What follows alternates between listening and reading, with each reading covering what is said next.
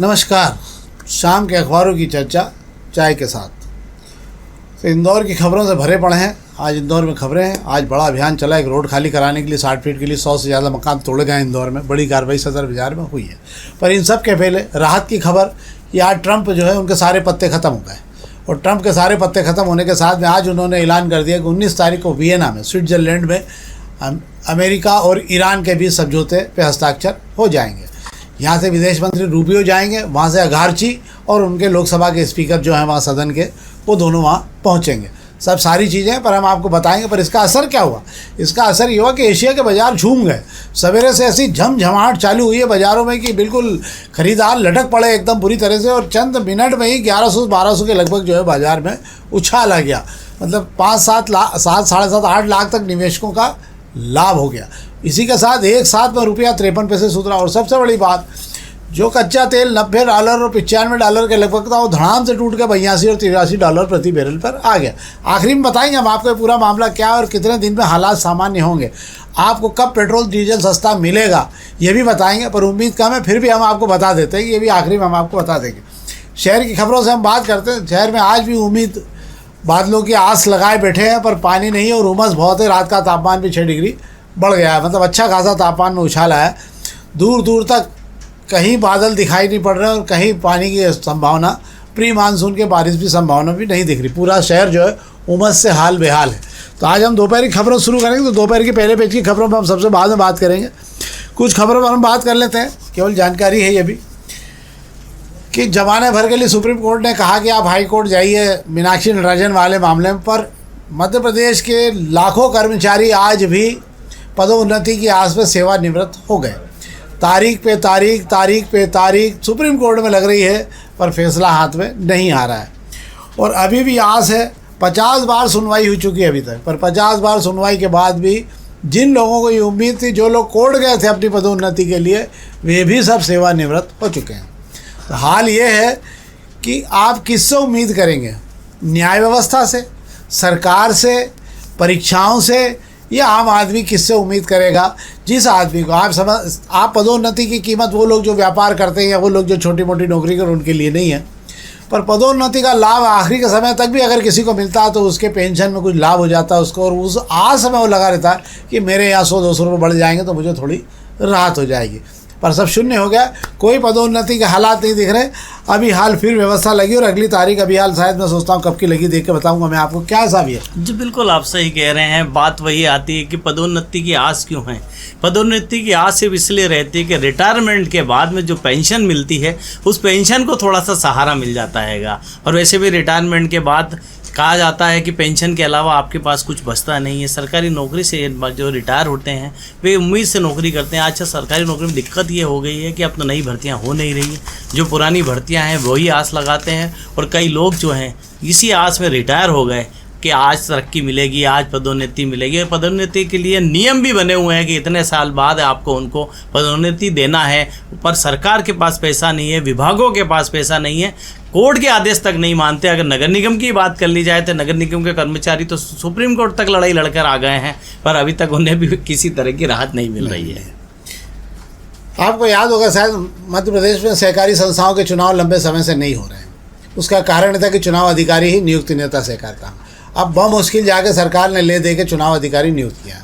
चुनाव अधिकारी नियुक्त कर दिया तो सबसे पहले कलेक्टर ने जितनी भी भंग पड़ी संस्थाएं हैं, जो सहकारी संस्थाएं हैं, जो गृह निर्माण संस्थान, उनकी सूची मांगी है और सबसे पहले उसमें चुनाव कराने के निर्देश दिए हैं। अब चुनाव की प्रक्रिया शुरू होगी। अभी समय लगेगा, मतदाता सूची वगैरह का तय होगा। और मुझे लगता है इस बीच में अगली खबर में हम आपको बता देंगे नगर निगम के चुनाव की तैयारी शुरू हो जाएगी। क्या साहब? जी बिल्कुल, आप सही कह रहे हैं। अगले वर्ष नगर निगम के चुनाव होना ही है, उसकी तैयारियां शुरू हो चुकी है।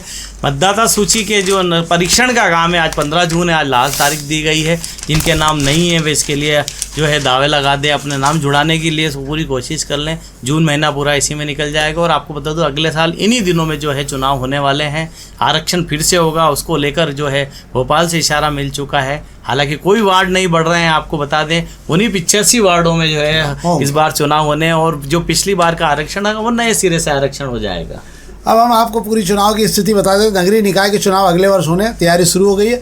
पर एक बड़ी बात आप समझ लीजिए, इस बार 50% वार्ड जो है महिलाओं के खाते में चले जाएंगे, महिलाओं को आरक्षण दिया जा रहेगा। महापौर को लेकर किसकी चिट्ठी खुलेगी, क्या होगा, तो समय के साथ होगा। अधिकारी इसके लिए नियुक्त कर दिए गए। आयुक्त जो है अधिकृत अधिकारी नगरीय निकायों के लिए तैयार कर दिए गए और इसी के साथ में चुनाव की प्रक्रिया शुरू हो जाएगी। क्या माना जाए, एल्डरमैन वगैरह की व्यवस्था का 33वीं अध्याय समाप्त हो गया है। मुझे लगता है कि एल्डरमैन की पद पे वैसे भी कोई आना चाह नहीं रहा था, बाकी करेगा कि जब चुनाव की तैयारियां शुरू हो गई है। अब तो आप ये देखिए कि आपकी कितनी पूछ परख करने नेता आपके घर तरफ आने वाले हैं, आपकी तकलीफ में खड़े रहने वाले हैं, पूछ कर आपके काम कराने वाले। वैसे आपको मैं बता दूं, ये जो आने वाला जो समय है, कहते हैं ना, अब ये अधिक मास आज खत्म हो रहा है, आज अमावस्या हो गई, अब शादियों का दौर शुरू होगा। उसके बाद में जैसे ही सावन लगेगा, राखी आएगी, उसके बाद में हम नवरात्रि आएगी, हम दिवाली देखेंगे। और तब तक आप देखिए, इस बार खूब भोजन भंडारे होने वाले हैं, खूब गणपति जी की स्थापना होगी, खूब जगह माता जी बैठाई जाएगी। वजह है चुनाव लड़ने के जितने दावेदार हैं सब मैदान में उतरने वाले हैं। तो ये मुझे लगता है अब जो आने वाला समय आप मान के चलिए कि खूब शहर में धूमधाम से जो है मचने वाला है हर त्यौहार। आपके घर पे आवाज़ आएगी, सुनो दीदी सुनो भैया, शान हो हमारी, पहचान हो हमारी, हाथ जोड़ कर आपको नेता गाना सुनाया करेंगे।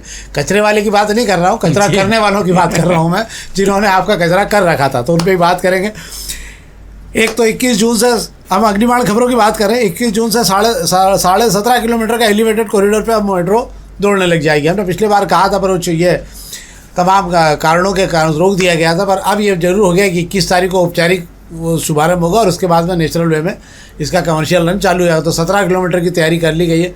टिकट वगैरह क्या तय हुआ, क्या है मामला? बिल्कुल सही कह रहे हैं आपके। पहले 18 जून को जो मेट्रो का दूसरा चरण के जो तैयारी कर ली गई थी एलिवेटेड कॉरिडोर तक रेडिसन तक चलाने की, उसको 2 दिन आगे बढ़ा दिया गया। तो 21 तारीख तय हुई, मुकर्रर हुई है। आपको बता दूं, मेट्रो अब जो है गांधीनगर स्टेशन से लेकर आपको रेडिसन चौराहा तक आती हुई दिखाई देगी। हालांकि इसका ट्रायल रन चल रहा है। आप जब भी उस तरफ से निकले आप देखेंगे मेट्रो ट्रैक पर आपको ट्रेन चलती हुई दिखाई दे रही है। हालांकि उसमें किसी को बैठने की इजाज़त नहीं है, सिर्फ जो है मेट्रो अपने रन पूरे कर रही है ताकि चेक भी हो जाए, सुरक्षा के लिहाज से एक ट्रायल भी हो जाए। सारी तैयारी कर ली गई है। 21 तारीख बाद आपको मेट्रो शहर में आती तो दिखाई देगी। उसमें यात्री हो ना हो वो विषय लगे। कुछ दिन जो है मुझे लगता है रेडिसन तरफ जो लोग रहते हैं वे भी यात्रा करके कभी कभी बच्चों को घुमाने ले जाया जा सकता है। पर विषय सिर्फ वही है कि किराया इतना ज़्यादा है कि उसके लिए सोचना पड़ेगा।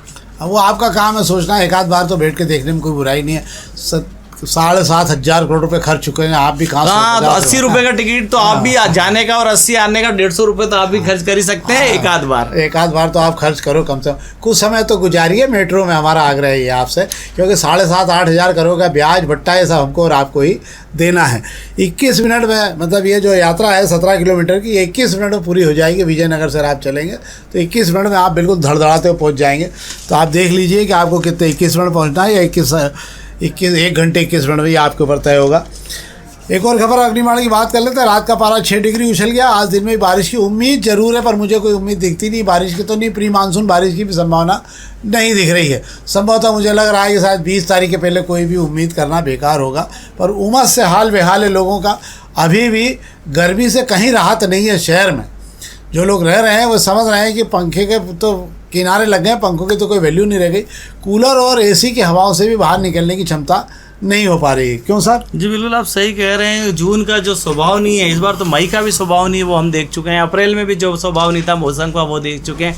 तो जून का भी देख ही लीजिए। मौसम विभाग ने जिस तरीके से मानसून की आमद जो है 1 तारीख को बताई थी, आज 15 दिन पूरे होने को आए हैं। इंदौर में मानसून की प्री मानसून की हलचल तक नहीं हो पाई है। मानसून तो दूर की बात है।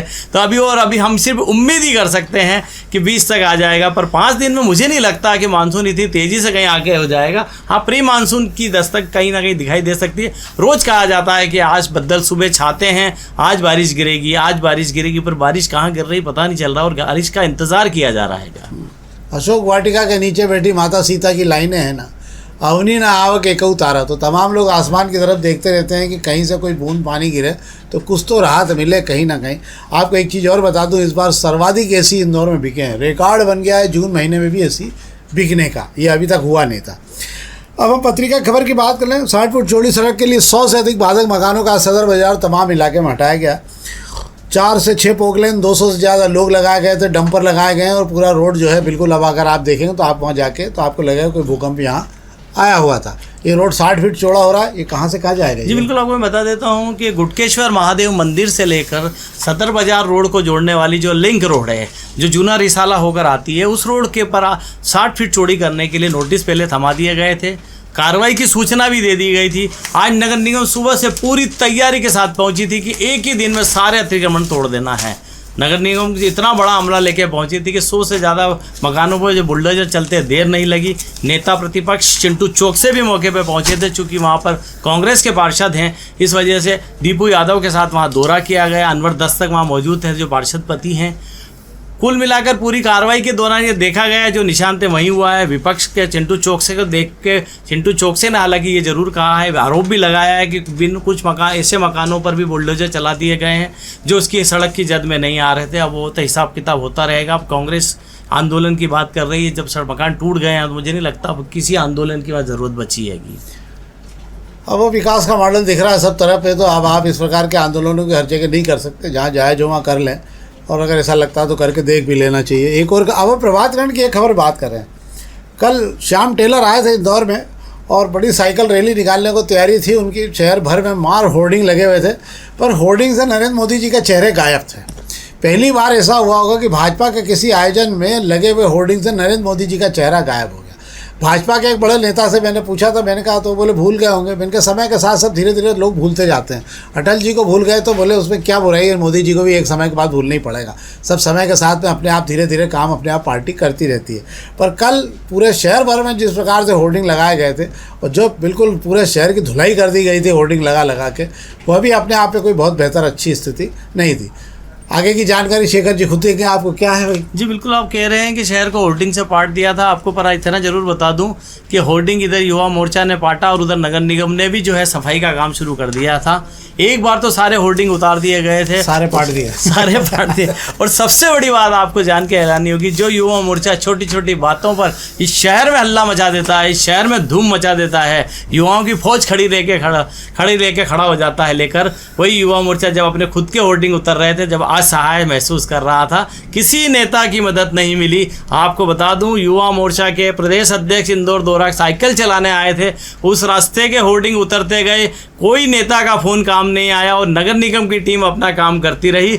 और वे युवा जो इस शहर की कमान संभालने के मादा रखते हैं, वे चुपचाप एक कोने में खड़े रहकर अपने खुद के पोस्टर उतरते देखते रहे। इसमें वे खुश हो रहे थे जिनके पोस्टर लग नहीं पाए थे कि इनके उतर जान दो, उसके बाद जगह खाली हो रही है, हम हमारे टांग देंगे। और हुआ भी यही, आधी रात के बाद उन्होंने पोस्टर टांग दिए, इधर टांग दिए, रैली सुबह निकल गई, उसके बाद उनके भी उतर गए, उन्हें उससे कोई फर्क नहीं पड़ा। टेलर ने उनके पोस्टर जरूर देख लिए, हालांकि पूरी दम दिखाया गया। पर सबसे बड़ी बात है, शहर को गंदा करना क्यों? बात ये कही जाती, शहर को गंदा करना क्यों? आप कौन सी ताकत दिखाना चाह रहे हैं? इंदौर में आपकी नगर सरकार आपकी है, प्रदेश में सरकार आपकी है, देश में सरकार आपकी है, फिर किसको ताकत दिखानी और क्यों दिखानी है? सही बात है। फिर भी राजनीति में आप ना वजूद दिखाई है, पर अपनी ताकत होर्डिंग से नहीं दिखती। होर्डिंग के अलावा भी बहुत सारे कामों से दिखती है। मुझे लगता है इतने लोगों से वृक्षारोपण ही करवा देते कहीं तो ज़्यादा बेहतर होता। शहर को भी लगता है कि यार कुछ तो अच्छा आप आबो हवा के लिए साइकिल चलाने आए हैं, इसकी बजाय तो आप पौधे लगा लेते। उससे वही बात साइकिल की आप करते हैं। सुबह तो आप साइकिल पर आ गए और शाम को यही श्याम टेलर जी के पीछे पीछे अपने कारों के काफिलों से घूम रहे थे। वाह, बहुत बढ़िया बात है। सबकी अलग अलग संस्कृति और संस्कार है। तो ये तो खबरें थी शहर से जुड़ी हुई। अब हम आपको पहले पेज की कुछ व्यापारिक खबरें जो दोपहर की वो बता देता हूँ। आज ट्रंप का मामला हो गया। अमेरिका और ईरान के बीच शांति समझौते पर 19 तारीख को हस्ताक्षर होना है और स्विट्जरलैंड के वियना में हस्ताक्षर किए जाएंगे। इसके साथ वही दोनों देशों के बीच चल रही लड़ाई समाप्त हो जाएगी। जिन बिंदुओं पर मामला समझौता का हुआ है मैं आपको एक बार पढ़ के बताता हूँ। अंतिम ड्राफ्ट में कई बिंदु शामिल किए गए। ईरान तुरंत हार्मुज खाड़ी को खोल देगा। अमेरिका 30 दिनों के अंदर नौसैनिक नाकेबंदी हटा लेगा। इसके अलावा अमेरिका नए प्रतिबंध अब नहीं लगाएगा।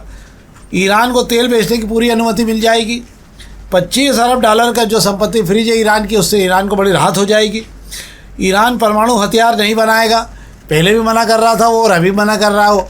पर इस सब को लेकर चूँकि अब ये मामला फंसा हुआ था और इस पर कोई बातचीत करने को तैयार नहीं था, अमेरिका ने इस मामले को अगले 60 दिन के लिए डाल दिया कि ये ईरान से सारे मामलों पर विस्तृत चर्चा के बाद में प्रतिबंध इस पर लगाया जाएगा। 60 दिन में पूरी विस्तृत बातचीत का ब्यौरा तैयार होकर आ जाएगा। तो ये तो ईरान में ट्रंप और आज ईरान के बीच हुई बातचीत का था।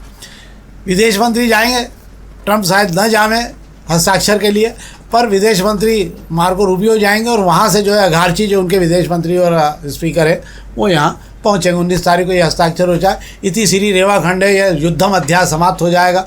बहुत राहत होगी। पूरी दुनिया भर के बाज़ारों में आज बड़ी राहत महसूस की गई। जमकर बाज़ारों में खुशी बनाई गई। केवल सूचना पर उसे जम के बाज़ारों में खुशी बनी और हालात ये हुए कि सुबह बाज़ार 9:30 बजे 1100 से 1200 अंक उछल गया। 30 से ज़्यादा शेयर ऐसे थे जिन्होंने ज़बरदस्त ग्राफ पकड़ा।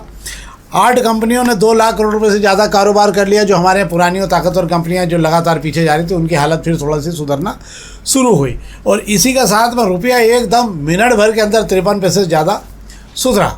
डॉलर की स्थिति वहीं बनी रही पर रुपए ने अपने आप को छलांग लगा के अपने आप को ठीक करने की स्थिति बनाई। माना जा रहा है कि कच्चे तेल ने बड़ी ज़बरदस्त गिरावट आई। कच्चे तेल के दोनों साइड पे गिरावट देखने को मिली और $83 प्रति बैरल के भाव पर आ गया। माना जा रहा है कि ये 80 से $75 के लगभग वापस धीरे धीरे नीचे आ जाएगा। क्या उम्मीद कर सकते हैं हम कि तेल और डीजल के दाम हमारे नहीं, कम हो जाए? आप उम्मीद पहले भी नहीं करी थी आपने और अभी मत करिए। आप बिल्कुल भी मत करिए। देश बहुत तेज़ी से आगे जा रहा है और देश को आगे जाने के लिए बहुत पैसों की ज़रूरत है। हमारे पर इतना कर्ज है कि सरकार अभी आपको राहत देने के किसी मूड में नहीं है, बल्कि आप इसके लिए धन्यवाद दीजिए सरकार को कि जो डीजल पर 10 रुपये बढ़ने वाले थे शायद कहीं दयावान होकर आप पर शायद रियायत हो जाए तो ये रियायत आपको मिल सकती है। ये ज़रूर है आज सोना 245 रुपये उछला और 147 पे आ गया और चांदी जो है आज 245 पे आ गई। 4000 रुपये चांदी भी उछल गई। मतलब सोना चांदी से लेकर सब जगह ज़बरदस्त उछाल देखने को मिला है। जैसे जैसे कच्चा तेल नीचे जाएगा वैसे वैसे सोना ऊपर आ जाएगा। तो ये वो व्यापार की खबर है जो हमने आपको बता दी। उम्मीद है कि 1-2 दिन में बाजार और रफ्तार पकड़ेगा। जैसे जैसे बाजार पकड़ेगा हम आपको और जानकारी देंगे। हमारा आग्रह इस कार्यक्रम को लाइक करिए आप। हमें बहुत प्रतिसाद मिल रहा है इस कार्यक्रम में। हमारे पास आज दोपहर न्यूज़ के विशेष कार्यक्रम में 50 लाख से ज़्यादा व्यूवर्स है हमारे पास में।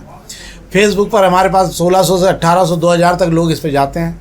एक खबरें फटाफट कार्यक्रम है उसमें भी 35 हज़ार लोग कार्यक्रम को देखते हैं। कुछ नए और भी कार्यक्रम हम प्रारंभ करने वाले हैं जो आपके लिए बेहतर होंगे, आपके और आपके परिवार के लिए हम योजना बना रहे हैं। कुछ बेहतर प्रोग्राम आपको और भी दे सकें। तो एक बार फिर हमारा आग्रह कृपया लाइक करिए और सब्सक्राइब जरूर करिए अगर आपने नहीं कर रखा है तो बहुत बहुत धन्यवाद।